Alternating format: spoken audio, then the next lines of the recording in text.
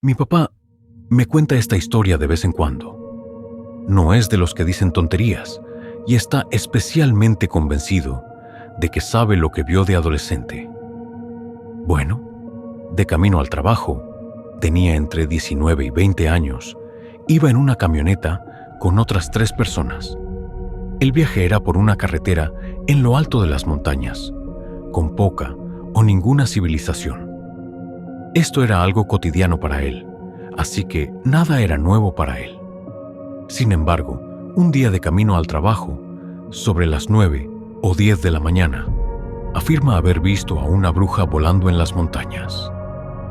Sí, puede parecer una tontería, pero era como la típica bruja, una anciana con capucha y volando en un palo. Se lo contó rápidamente a sus compañeros y dice que todos la vieron.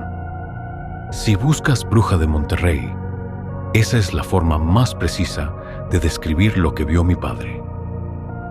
Dice que no era un ovni, ya que se puede ver que era una figura humanoide y desapareció rápidamente mientras sobrevolaba las montañas. Le preguntaría a sus antiguos compañeros de trabajo si esta historia es cierta, pero ha perdido contacto con ellos desde que se mudó a Estados Unidos. En la zona donde crecieron mis padres, se creía que las brujas eran muy activas y se reportaban muchos avistamientos similares. De nuevo, mi padre no miente. Estaba en 10º grado cuando conocí a Melissa y no la veía con ningún romanticismo. Por aquel entonces salía con otra chica llamada Lauren. Lo siento, Lauren. Ni siquiera sabía cómo salir con alguien. Solo conocía a Melissa desde hacía unos días y, de repente, Melissa me trajo publicaciones de Facebook convenciéndome de dejar a Lauren, y por alguna tonta razón, lo hice. Empezamos a hablar y, con el tiempo, Melissa y yo empezamos a salir.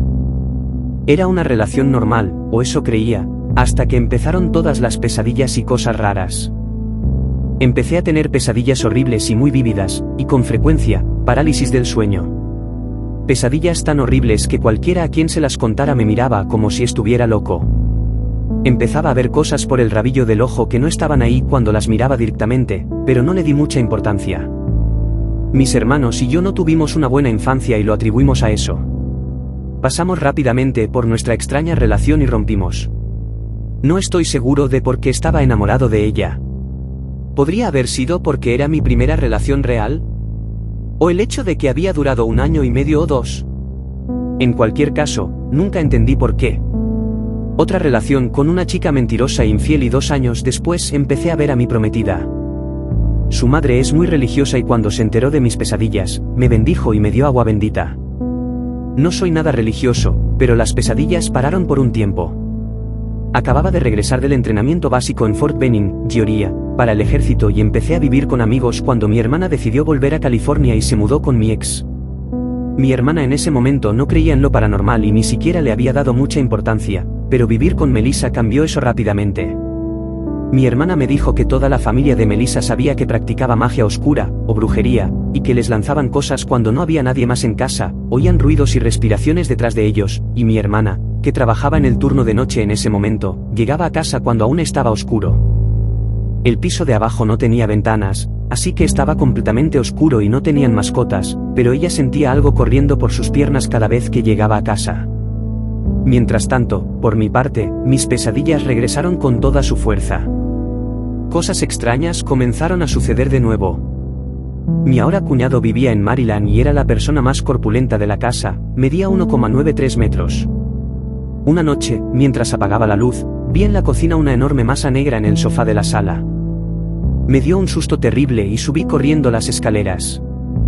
Mi hermana se mudó poco después, cuando, según ella, oyó una respiración junto a su cara y una voz de hombre que decía hola junto a su oído, y solo estaban ella y Selenia en la habitación. Salió de allí y se vino a vivir con nosotros. Me contó entonces, con más detalle, que Melissa tenía una vela con mi nombre grabado y un cuchillo en la pared encima. Vio los libros de brujería de Melissa y Melissa afirmó que me había hecho algún tipo de hechizo para que me gustara cuando empezamos a salir. A veces me pregunto si esa fue la razón por la que salí con ella de la nada y por la que empecé a tener pesadillas horribles. En fin, aprendí de esta experiencia a tener cuidado con quién conoces y con quién hablas, porque nunca se sabe lo que hacen a puerta cerrada. Mi madre me contó esta historia hace unos años y ahora creo en la magia oscura y la brujería. La tía de mi madre, llamémosla María, tenía un hermoso jardín. Lo cuidaba con esmero y su esposo tenía un buen trabajo, así que no tenía que trabajar. Muchas mujeres envidiaban su hermosa casa y su fiel esposo. Mi madre decía que esa envidia se convirtió en odio. Al parecer, había muchas mujeres de la zona a las que llamaban brujas, leían la mano, hacían lecturas psíquicas e incluso maldecían a alguien si les pagabas lo suficiente. Un día, María se despertó y notó que sus ojos no enfocaban. Por mucho que se los frotaba, apenas podía ver. Con el paso de los días, la situación empeoró. Después de una semana, fue a ver a un optometrista, quien no encontró ningún problema físico en sus ojos. Le recetaron gotas para los ojos y la mandaron a casa. Los días pasaban y la situación empeoraba tanto que necesitaba ayuda para hacer cosas muy básicas ahora que estaba perdiendo la vista. Empezó a sentir un dolor insoportable en las piernas de forma intermitente. Tomó analgésicos y luego fue desesperada a ver a su médico. No le encontraron nada, se le empezó a caer el pelo y empezó a perder la capacidad de caminar, sin mencionar que la vista era prácticamente nula. María tenía una amiga llamada Vero que fue a verla un día. Sus amigos y familiares cercanos estaban al tanto de su situación y pensaban que fallecería pronto. Todo se estaba paralizando y los médicos no encontraban nada. Vero no era bruja, pero era muy sensible a la gente. Cuando visitó a mi tía, le dijo que sentía una energía oscura dentro de ella. Mi tía se mostró muy escéptica y le pidió a Vero que no intentara convencerla de brujería. Vero le contó a mi tía que alguien le había hecho esto, por eso los médicos no pueden encontrar nada. Como último intento, mi tía le preguntó qué debía hacer. Vero le dijo que fuera a ver a la bruja y le pidiera que le revelara qué maldición le habían echado. Aún escéptica, mi tía hizo lo que le dijo. ¿Qué tenía que perder? Fue al otro lado del pueblo, y efectivamente, la bruja estaba más que dispuesta a decirle lo que fuera por unos pocos pesos. Continuó contándole a mi tía que alguien la quiere, que había colocado un objeto maldito cerca de su casa. Mi tía no podía creer lo que oía. La bruja le dijo que alguien que la envidiaba probablemente lo había hecho y que, para detenerlo, tendría que encontrar ese objeto. Mi tía corrió a casa y revolvió la casa, buscando algo anormal o extraño. Con la ayuda de su esposo, encontraron una rana, que apenas estaba viva, que había sido arrojada en una de sus macetas en el jardín. Su descubrimiento le puso los pelos de punta. La rana tenía las patas atadas y los ojos vendados. Había estado pateando e intentando liberarse, pero no pudo. No estaba completamente enterrada en la tierra, pero el intento fue en vano. Mi tía la liberó, pero se escapó saltando y ella no mejoró al instante. Así que pensó que no tenía nada que ver con ella. Pero a la mañana siguiente, al despertar, pudo ver y caminar. Había vuelto a la normalidad. Mi hermana se aficionó a la brujería, aunque ella insistía en que eran prácticas wiccanas, espirituales y naturales, cuando aún estábamos en el instituto. Se metió de lleno en libros, foros y rituales sin realmente entender lo que hacían ni con qué estaba tratando. No tenía guía ni conocimiento profundo, solo una mezcla de curiosidad adolescente y un deseo de sentirse especial o conectada con algo místico. Un día, en uno de esos rituales mal dirigidos, aparentemente terminó abriendo una puerta. Desde entonces, algo se le pegó. Empezaron a pasarle cosas extrañas, objetos que desaparecían sin explicación, cosas que se movían solas, golpes secos en las paredes sin que hubiera nadie más en casa, todo ese tipo de fenómenos que uno asociaría con un embrujo clásico. Sabemos con certeza que eso que la sigue es real, porque lo hemos vivido en carne propia. Aunque vivimos a cientos de kilómetros de distancia, en una casa completamente diferente, el día que vino a visitarnos sentimos como todo cambió.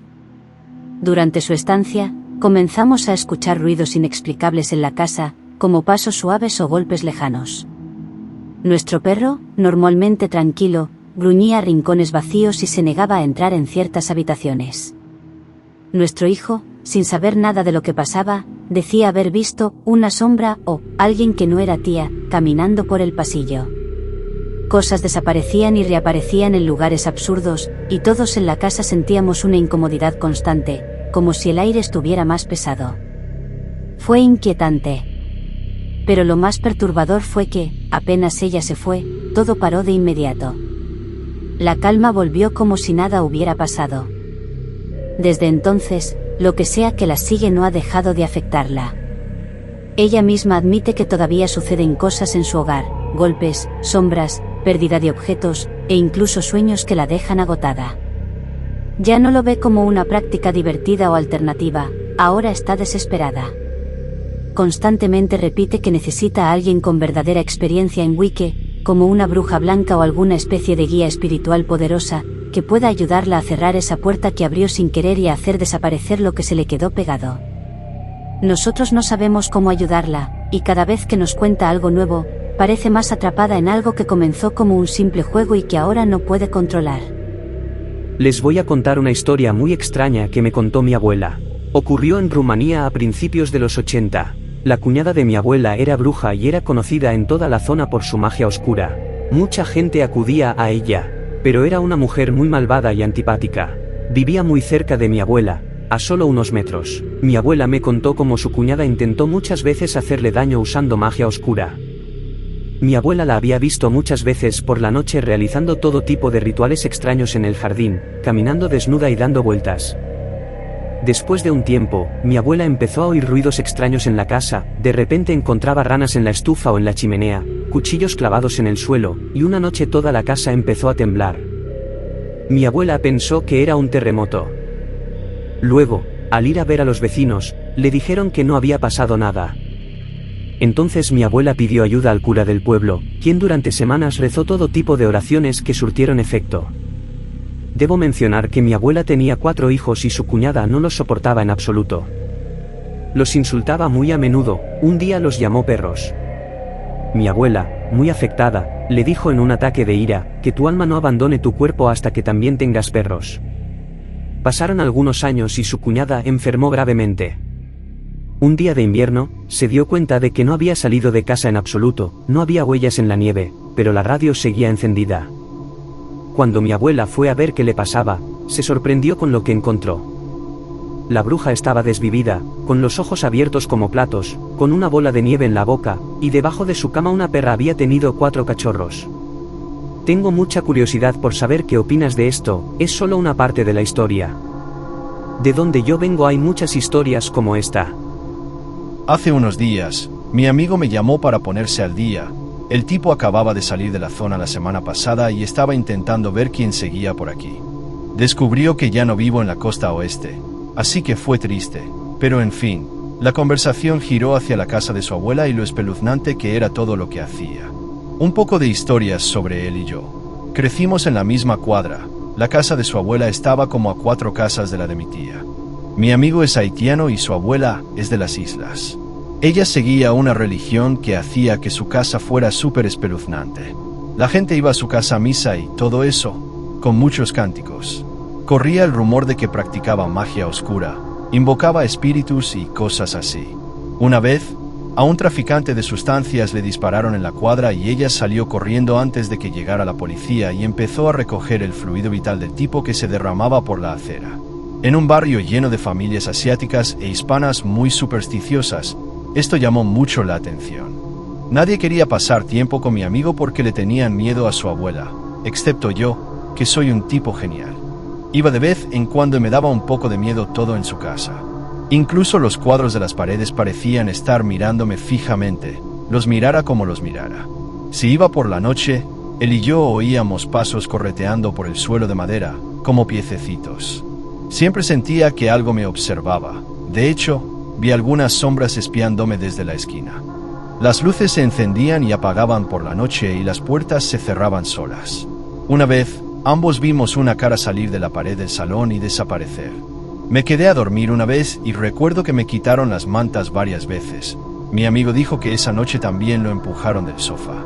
Lo más aterrador que vivimos juntos fue la habitación de su abuela. Siempre nos decía que nunca entráramos allí, lo cual era justo dadas las circunstancias.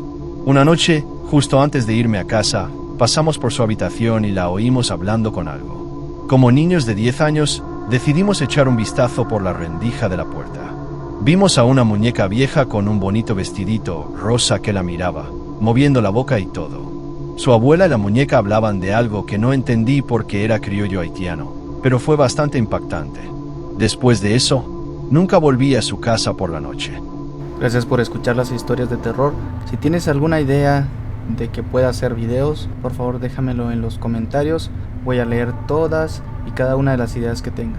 Gracias a Augusto José por los metrajes del video y a Repulsive por la música de fondo. Te recomiendo que te suscribas a sus canales.